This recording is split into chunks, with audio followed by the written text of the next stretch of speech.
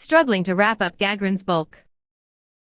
Y-frame, so he decided to lend a hand by lifting up her body with his incredible arm strength. When the bodies were wrapped up, Evil Eye solemnly clasped her palms together, praying for the souls of the dead and for Locus to revive them. "Thank you for your help. Think nothing of it.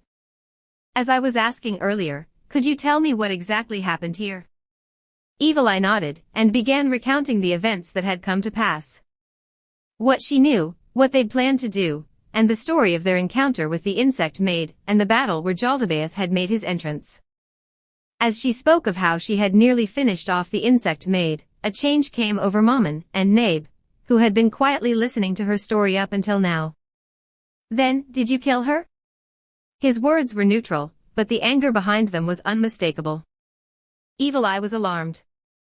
Why would he be upset about killing Jaldabaoth's maid? But she decided to finish telling the story. "No, we didn't kill her. Jaldabaoth appeared before we could do that." "Is that so?" I see. The anger vanished, and Evil Eye wondered if he had even been angry in the first place. But the silent Nabe's hard eyes were still filled with simmering wrath. It was difficult to tell if she disdained everyone in this way. Mammon coughed and asked then, "If you hadn't tried to kill the insect maid, do you think Jaldabaoth would have attacked you?" Evil Eye instantly realized why Mammon had been angry. The insect maid had been neutral, and for all she knew, the two of them attacking her might have been the trigger for the present events. They had trod on the tail of a tiger which they should not have. It was only natural for adventurers to avoid unnecessary battles. If a group of high-level adventurers didn't know this, it would disgrace the name of adamantite-ranked adventurers, and even Mammon himself. That should be the reason why he was upset. Even so, Evil Eye could not fully agree with that line of reasoning. Jaldabaoth said that he had consumed part of the capital in hellfire. A maid following someone like that couldn't possibly be a normal person. I believe my colleague's decision to fight her was the correct course of action. That was the one thing she could not compromise on. That maid had been stronger than Gagarin and Tia. Knowing this, they had still fought on. There had to be a reason for that. She had to believe that her comrades had had a good reason for what they did. The defensive Evil Eye and the silent Mammon looked at each other, as though peering through her mask and his closed helm. Although neither could see each other's face, Evil Eye was certain that she was staring into Mammon's eyes. In the end, Mammon was the first to look away. I see. You were right. I apologize." He lowered his head to her. That shocked Evil Eye. Even though her belief in her comrades was firm, she still couldn't make her savior humble himself like that. Please raise your head. Such a wonderful person like you should. As she realized what she had just said, Evil Eye let out a pathetic yelp. While it was true that Mammon was an outstanding individual, when you thought about it, using the word wonderful to describe him was, Evil Eye squealed in her heart. I can't help it, he's too damn cool. Is it wrong for me to feel like a girl again, just once in hundreds of years? After all, he's a mighty warrior who's stronger than me. Given the way Evil Eye was looking at Mammon like a love-struck schoolgirl, if he felt embarrassed and said so, that meant she still had a chance. If not, her chances would be minuscule. Evil Eye's body had stopped developing at the age of 12. As such, she possessed none of the parts that men wanted to see. Whether it came to inducing the fires of lust in others, or satisfying said lust, it would have been very difficult for her. Of course, a certain subset of men would have been very attracted to her, but they were a minority. With a beauty like Nabe nearby, her chances seemed even slimmer. As Evil Eye gathered her courage to look at him, she found that Mammon and Nabe were looking at the night sky instead. She didn't quite know what they were doing at first, but when she remembered how she had wailed just now, it came to her. The two of them had taken her cry as a warning. No, it's not with nothing to say, the feeling drove her to the brink of tears. Perhaps you were mistaken? There's nothing there, Mammon said as he scanned the surrounding sky. Don't worry about it. I'm truly sorry. Think nothing of it. It's better to be mistaken than ambushed. Nabe returned her sword to her back, as Mammon replied to Evil Eye with one sword in hand. His gentleness left Evil Eye speechless. In that moment, the edge of her vision lit up. The color was not the pure white of magic, but a malevolent red, the color of a roaring blaze. Mammon-san, look over there. As Nabe said this, the two of them turned to look at the crimson radiance. Evil Eye's eyes widened, for she knew what had caused the fire. What? That's... The crimson fire spat tongues of flame toward the sky, as though it aimed to burn down the heavens. It was easily more than 30 meters high, and she could hardly imagine how wide it was, several hundred meters, maybe more. The wall of flame swayed like a veil, and encircled the city like a girdle. Evil Eye, who had been shocked senseless by the sight, heard a soft male voice in her ear. The flames of Gehenna? As though her neck was on springs, she snapped her head to the side to face Mammon. What is that? Mammon, do you know what that huge wall of flame is? Mammon's shoulders trembled slightly as he replied, with an uncharacteristic lack of confidence. No, I can't be very sure about that. Can I tell you again after I confirm the details? That's all right. I need to discuss something with Nabe, please excuse us. Can't I come along too? No, it's a personal thing.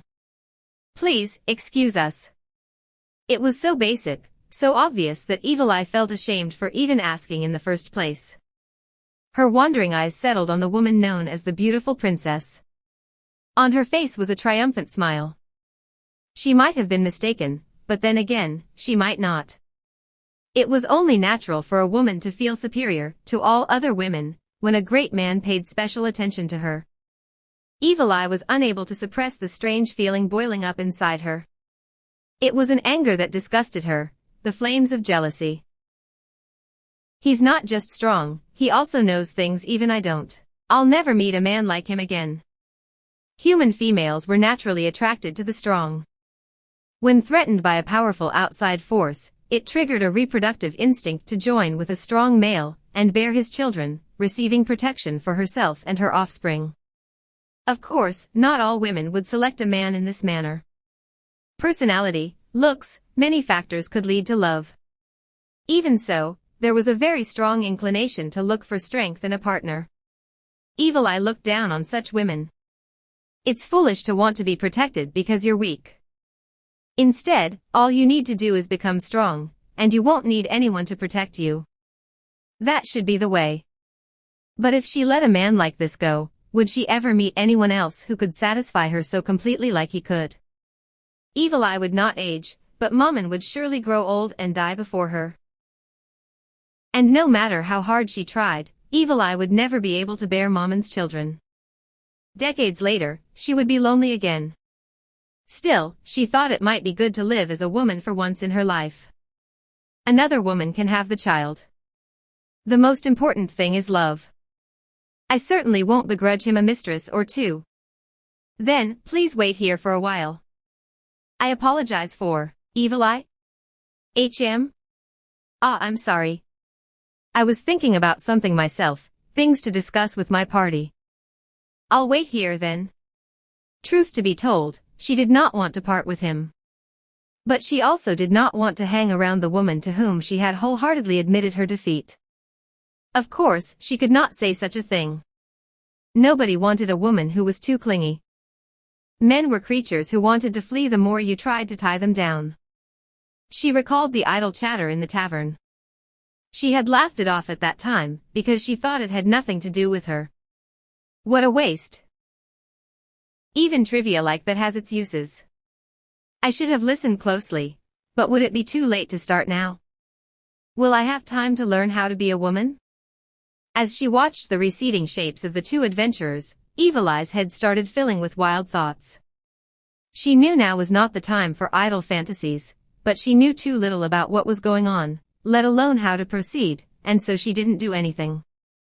Even so, Evil Eye would be going into a battle in which she might perish. In that event, she might as well sigh and earnestly consider something else to prevent her dwelling on it. It's a fact. She did not know what her body was good for if it could not bear children, but it was an avenue that was still worth thinking about. HAA. Defeating Jaldabaoth and making a future. The blaze in Evil Eye's heart roared up, as though challenging Jaldabaoth's wall of fire. The only one who can beat you is Maman Sama. Then, I will dispose of the trash around you. This time, if the maid shows herself, I will kill her. I was once the cursed being known as Landfall. Don't look down on me, Jaldabaoth. Diamond suit, diamond suit, diamond suit, I don't think she'll be able to hear us here. It would be very difficult to listen in on us from so far away. Even so, we should still be prepared. Ains activated a cache item. It had the power to prevent eavesdropping, but it felt like a waste because it was a one-use item. However, he had no choice. Then, Nabe, I think I've seen through Demiurge's plan for the most part. However, the more complex the machine, the more easily it goes out of control when a single gear goes loose. The same applies to schemes. We must avoid acting like we've won, and not confirming the facts, just because we seem to have the upper hand. Do you understand? I see, as expected of our Supreme Liege. Narbrel's praise came from the bottom of her heart, and Ains acknowledged it with a regal nod of his head. It was as though he were saying that everything was going according to plan. This was not the case. He felt as though he was going to drown in the lake formed from his non-existent cold sweat. He could not even grasp the meaning behind Demiurge's scheme. Ains had simply gone into the battle with the idea of showing off his fighting skills in a debut battle at the royal capital. The shock of learning that his opponent was Demiurge had shattered his composure utterly. Only the emotion override unique to undead beings had kept him calm. After that he thought he would just be fighting the Eight Fingers, just going by his orders, but then he learned that he would be doing battle with adamantite-ranked adventurers. Because he didn't know what was going on at all, Ains had nearly given up on thinking things through. Speaking thoughtlessly under these conditions would sound entirely unnatural. Ains knew that it was extremely dangerous to pretend understanding when one was actually ignorant. Perhaps it might have been wiser to reveal his lack of knowledge, but under the circumstances, it was ill-advised. A supreme being worthy of loyalty would have to demonstrate a fitting amount of foreknowledge. If a superior, especially one of a CEO's level, proved himself too incompetent, his subordinates would lose their trust in him. Therefore, he had frantically racked his non-existent brain cells to produce the aphorism he had just spouted. Perhaps Narbrel was too honest, or the words he spoke had been unexpectedly meaningful. Narbrel's eyes were filled with respect. As such, Ains made a request of her under the pretense of ordering her. Umu. Then, in order to ensure the success of Demiurge's operation, make contact with him. I will not do it personally because that woman might still be watching. And right now, I cannot use magic. That Evil Eye hadn't let her guard down for a single moment. I don't have proof, but I'm sure she's already suspecting me. How could that be? There's no such thing. Perhaps there's another reason she's looking so closely at you. Ains looked at Narbrel while trying not to make it obvious that he was staring at her. That has to be the reason. I roughly understand how that woman thinks. I believe revealing my anger when we discussed Ntoma was a fatal mistake. Perhaps I should have just killed her off without hesitation? There was no answer to his words. When he had heard Ntoma had nearly been killed, Ains' anger had flared up. Although it had been suppressed in an instant like all intense emotions, in that instant, that he had been filled with murderous rage. It was a miracle that he had not promptly chopped off Evil Eye's head with his sword. He had suppressed his killing intent and not acted on his anger, because earlier, he had concluded that killing Evil Eye would have been counterproductive. At long last he had found an introduction to someone who could use resurrection magic, and they were in a position to benefit from it. Ruining this would be too much of a waste. Perhaps I've grown and learned to control myself. If it had not been for Shaltir's brainwashing, it was possible that he would have ignored the potential gains to Nazarick and killed Evil Eye. The great tomb of Nazarick and the NPCs created by his former friends were treasures that Ains wanted to protect. He would not forgive any attempt to stain them. To that end, he also had to consider what was most important, and which choices to make to attain it. That was maturity. Ains reflected that his capacity had grown to match his experience, and the illusion of the face underneath his closed helm smiled to itself. At this rate, there was no doubt that he would be able to become a true ruler of the great tomb of Nazareth. Or rather, he hoped to reach that stage. Before that, I have to avoid disappointing people or suffering great setbacks. It'll be very hard on me. Is that so? As expected of Ain Sama, you completely saw through that woman. Such vision could only belong to one destined to sit upon the throne. Enough with the pleasantries, Narbril. More accurately, it was my gaffe which led to her suspicion. Ains waved Narbril off in a gesture that also hid his embarrassment. Then, in a steely voice, he issued his command. Let's go, Narbril.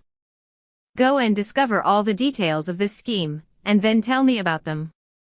Also, tell Albedo that if this drags on, we will have to join in clearing up Jaldabaoth's mess. Narbril bowed and cast a spell. Inside his heart, Ains rejoiced. He had not lied to Narbril. Ain's current use of the perfect warrior spell meant that he could not use magic. Thus, using Narbril to cast a message to Demiurge was only logical. But there was another reason, one that he could not say out loud.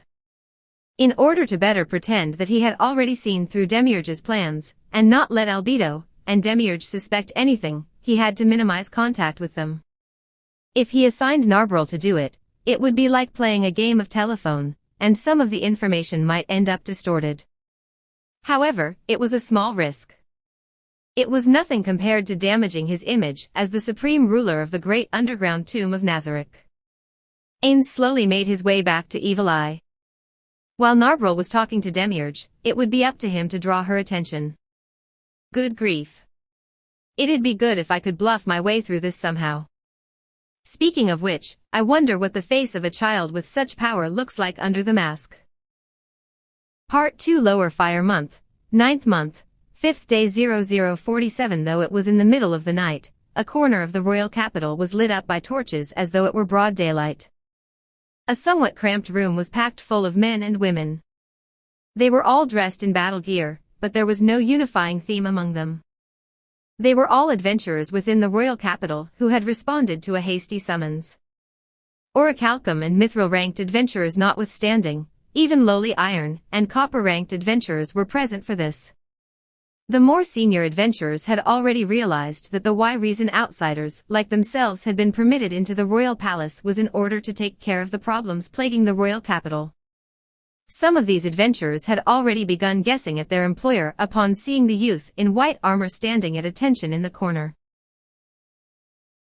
Even fewer of these adventurers had any idea of the true identity of the katana-bearing man who stood beside the youth. The great door to the chamber suddenly opened, and what appeared was a group of women, and one man, causing a stir. Every one of them was known to the adventurers within the kingdom. At their head was the leader of the adamantite-ranked adventuring party Blue Rose, Lokia's Alvian Dale Aindra.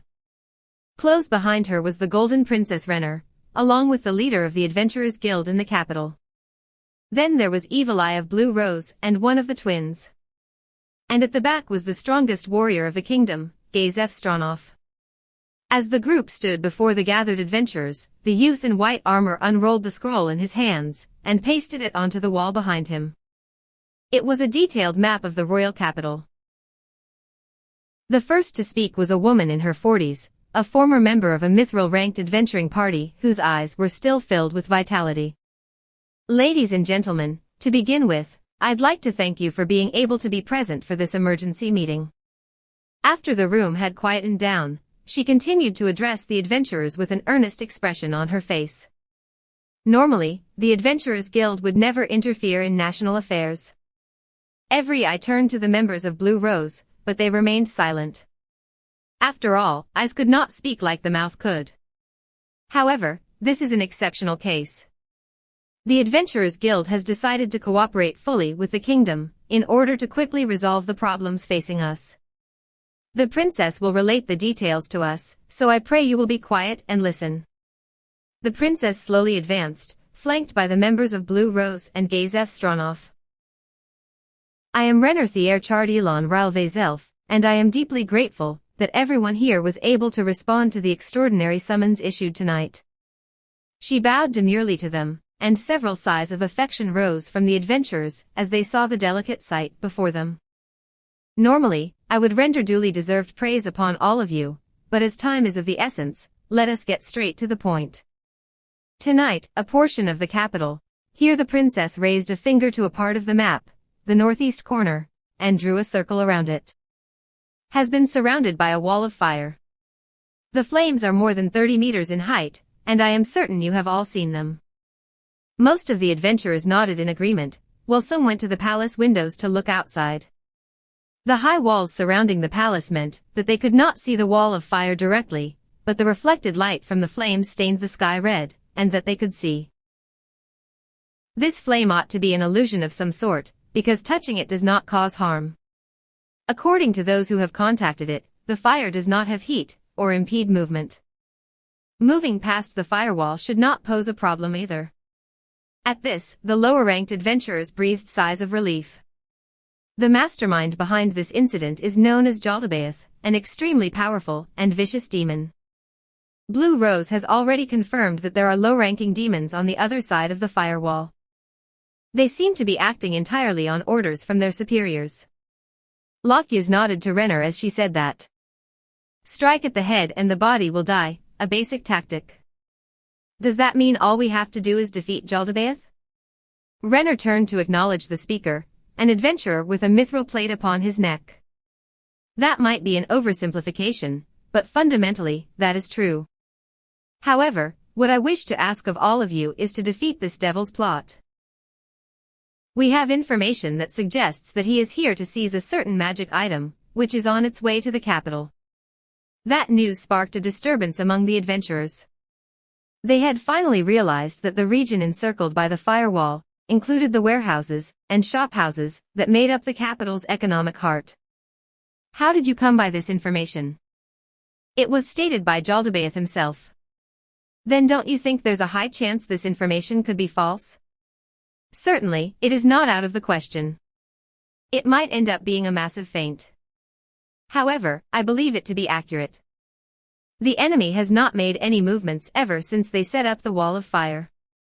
More importantly, if what Jaldabaoth says is true, then inaction will mean that all we can do is watch the worst-case scenario unfolding before our eyes. Therefore, we must seize the initiative. How strong is that Jaldabaoth you mentioned? I don't remember hearing or reading about him. It would help us if you could tell us his difficulty level. Lokyas stepped forward with a stern expression on her face. My colleague Evil Eye is the one who is most familiar with Jaldabaoth's strength, but we do not know the specifics yet. We will update you later. Adventurers rated the strength of the monsters, which they encountered by their difficulty ranking. The higher the number, the stronger the opponent. However, it was an unspoken rule that one should not rely too heavily on difficulty rankings, because it would lead to nasty surprises. The strength of monsters varied even within their own species, and at best, a difficulty ranking was an educated guess. Thus, it was not a value that was frequently used.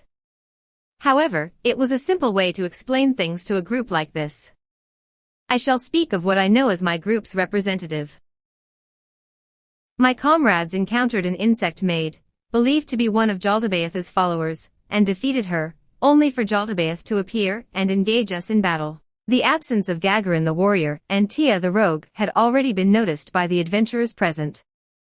Lokyas looked around at the adventurers in the room. They were killed by Jaldabaoth. With a single blow. Chaos broke out with Evil Eye's statement. Adamantite-ranked adventurers were the pinnacle of humanity, living legends. It was unthinkable that they could be killed, let alone in a single blow.